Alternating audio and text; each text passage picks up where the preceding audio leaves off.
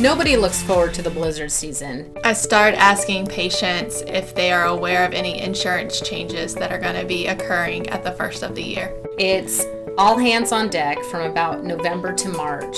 It's not just navigating authorizations, it's also navigating copay assistance. During re-verification season, the first thing I do is connect with all of my field reimbursement managers.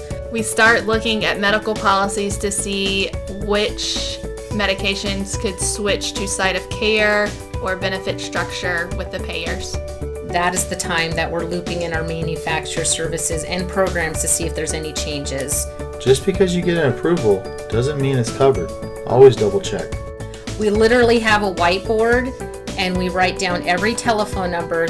When do we need to turn it in by? At what time? When did they start mailing out paperwork? We're excited for you guys to join us to see what it's like to go through blizzard season and get our patients ready and get ourselves ready for January 1st.